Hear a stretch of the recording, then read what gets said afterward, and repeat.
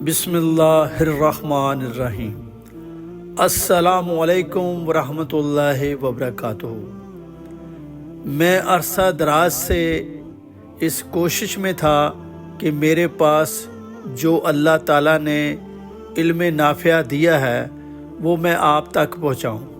ये हिकमत के मोती मुझे मोहतरम दादाजी, किबला वालिद साहब और उस्ताद ग्रामी से ट्रांसफ़र हुए और मेरी ये दरीना ख्वाहिश है कि मैं इनको बतदरीज आप तक पहुँचाऊँ। इस तरह होम्योपैथिक, तिब्ब यूनानी, आयुर्वेदिक और ख़ास तौर पर नज़रिया मुफरद इज़ा सिंगल आर्गन थ्योरी पे बात होगी। इसके अच्छे अच्छे नुस्खा जात भी आपसे शेयर करूँगा और अंदर की बात, अंदर का सीक्रेट भी डिकोड करूँगा, जिससे आप यकीनन महजूज़ भी होंगे और मुस्तफ़ीद भी। अल्लाह जल्ला जलालुहू ने ये कायनात तख्लीक फरमाई, हमारा प्लैनेट अर्थ बनाया। इस प्लैनेट पर इंसान को भेजने से पहले इस प्लैनेट को इंसान के लिए मुआफ़िक और हमवार किया। इसमें तरह तरह के फल, फूल, पत्ते, दरख्त, रोशनी, हवा और पानी का बंदोबस्त किया और अपना अजीम शाहकार इंसानी शक्ल में इस पर लैंड करवाया। क्रिएटर को अच्छी तरह पता होता है अपनी तहलीक के बारे में और वो ये भी जानता था कि ये बीमार भी होगा और इसको शफा किस तरह देनी है। इसके लिए तरह तरह के अनवाउ अक़साम के मेडिसिनल प्लांट्स भी पैदा किए ताकि बवक्ते ज़रूरत ये इन्हें इस्तेमाल करके सेहत हासिल कर सके। अल्लाह जल्ला जलालुहू के यहाँ किसी किस्म की कोई कमी नहीं, उसने हमें हर चीज़ फरावानी से दस्तयाब करवाई। मैं अक्सर दोस्तों से बात करता हूँ कि वो कौन सी चीज़ है जिसके बगैर इंसान 5 मिनट भी ज़िंदा नहीं रह सकता, तो सभी बरमिला जवाब देते हैं हवा, ऑक्सीजन। जी बिल्कुल, क्या वाकई ही ऑक्सीजन इतनी कीमती चीज़ है कि हम उसके बगैर 5 मिनट भी नहीं रह सकते? तो फिर मैं पूछता हूँ कि अल्लाह जल्ला जलालुहू ने आपको ये फ्री दी है या इसके चार्जेस लिए हैं? तो सभी कहते हैं बिल्कुल फ्री। इसके बाद जो सबसे इम्पॉर्टेंट एलिमेंट है इस इंसानी बॉडी का वो है पानी, क्योंकि इंसानी बॉडी 70% पानी पर मुश्तमिल है। क्या अल्लाह जल्ला जलालुहू ने पानी आपको फ्री में दिया है या फिर इसके चार्जेस? तो सभी कहते हैं नहीं, फ्री में। इसके अलावा बेशुमार नेमतें हैं जो कि अल्लाह ताला हमें फ्री में दस्तयाब करवा रहे हैं। अगर ये पानी, हवा और दूसरी अशिया फ्री में है तो क्या इलाज हमारे लिए बहुत महंगा प्रोवाइड करवाएगा? जी नहीं, हरगिज़ नहीं। अल्लाह ताला के यहाँ कुछ भी मुश्किल नहीं। इलाज मुआवजा भी बड़ा ही आसान और सहल है। इलाज को हमने खुद ही मुश्किल और कॉम्प्लिकेटेड बना दिया है। बड़ी आसानी से कह देते हैं इसका तो इलाज ही नहीं। भाई इलाज तो है, अल्लाह ताला ने कोई कसर नहीं छोड़ी, लेकिन हमने उसको डिस्कवर नहीं किया, हमने इर्द गिर्द गौर व खौज ही नहीं किया। मैं इंशाअल्लाह सीधा सादा, आसान और सस्ता तरीन इलाज आप तक पहुंचाऊंगा और आप बेसाख्ता कह उठेंगे कि तिब जिंदाबाद।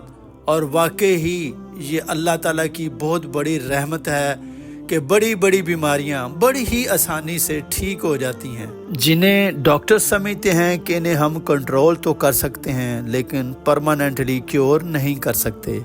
ज़रूरत है नेचर से जुड़ने की, कुदरत के करीब रहने की।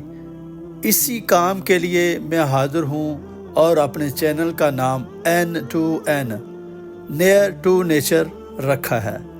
हम अपने कैरियर को आगे ले जाने के लिए और मुख्तलिफ अलूम को सीखने के लिए उनमें PhD, MPhil और पता नहीं क्या क्या करते हैं और फिर थीसिस भी लिखने बैठ जाते हैं।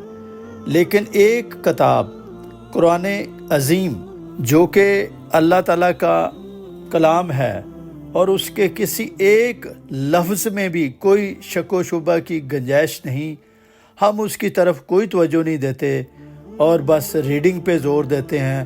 ہم نے اسے ثواب کی کتاب بنا دیا ہے بجائے یہ کہ اس سے ہم ہدایت لیتے۔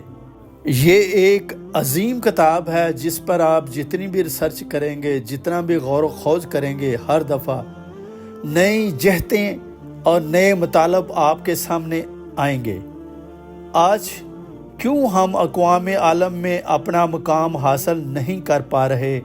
کیونکہ ہم نے اس کتاب سے دوری اختیار کر رکھی ہے۔ وہ زمانے میں معزز تھے مسلمان ہو کر، وہ زمانے میں معزز تھے مسلمان ہو کر، اور تم خوار ہوئے تارک قرآن ہو کر۔ میں یہاں پر ایک دو بیماری اور ایک دو جڑی بوٹی یعنی میڈیسنل پلانٹ کا ذکر کرنا چاہوں گا۔ سب سے پہلے کڈنی پیشنٹ، جتنے پریشان کرب میں اور تکلیف میں نے کڈنی پیشنٹ دیکھے ہیں، کسی اور بیماری میں نہیں دیکھے۔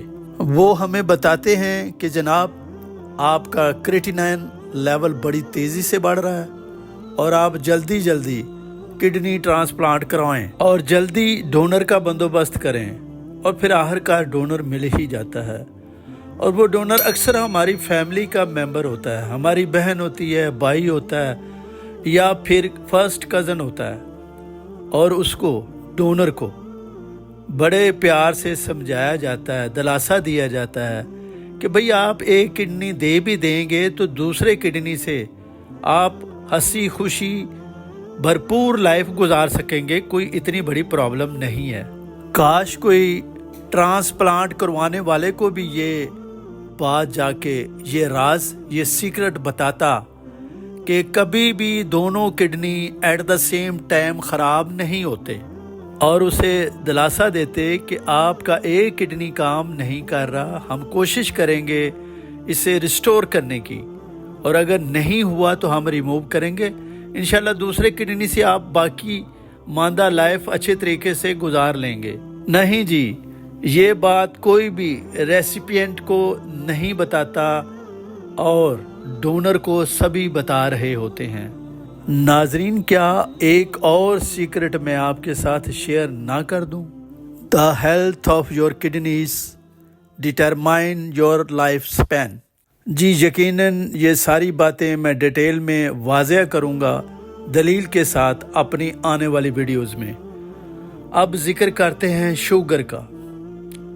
میں نے کہا ڈاکٹر صاحب ساری عمر آپ شوگر پیشنٹ کو میٹھی چیزیں کھانے سے منع کرتے رہتے ہیں، آخر پہ جب وہ مرنے والا ہوتا ہے، کومے میں چلا جاتا ہے، تو کیوں آپ ٹافیاں گول گول کے اس کے منہ میں ڈال رہے ہوتے ہیں؟ جی اگر ہم ایسا نہیں کریں گے تو وہ مر جائے گا۔ میں نے کہا یہی تو میں کہنا چاہ رہا ہوں کہ وہ قانون، وہ رول جو ساری عمر آپ نے اس پر اپلائی رکھا، لاسٹ میں اسے کیوں توڑ رہے ہیں؟ میں نے کہا اللہ تعالیٰ نے میٹھے کی کتنی ورائٹیز بنائی ہیں، ہزاروں بنائی ہیں۔ آنکھیں بند کر کے بھی آپ بتا سکتے ہیں کہ یہ میٹھا گڑ کا ہے، یہ گنے کا ہے، یہ تربوز کا ہے، یہ کیلے کا ہے۔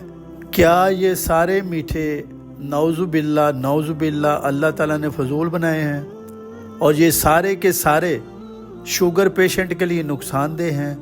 یا پھر کچھ ایسے میٹھے بھی ہوں گے جو کہ شوگر پیشنٹ کے لیے نقصان دہ نہیں بلکہ اس کے فائدے میں جائیں گے؟ ہاں جی ایسا ہو سکتا ہے، پر وہ کیسے پتہ چلے گا؟ وہ ہمیں کون بتائے گا؟ تو میں نے کہا اگر آپ کو نہیں پتا تو اس کا مطلب یہ ہے کہ کسی کو بھی نہیں پتا۔ اس کا جواب آپ قرآن مجید سے پوچھیں۔ اللہ تعالیٰ کہتے ہیں کہ اگر تمہیں نہیں معلوم تو علم والوں سے پوچھ لو۔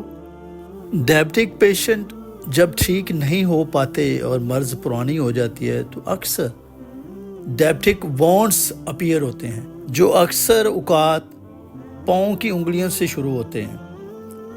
اور اتنے گمگیر گینگرینس بن جاتے ہیں کہ اس حصے کو ڈاکٹر حضرات ریموو کرنے پر مجبور ہو جاتے ہیں۔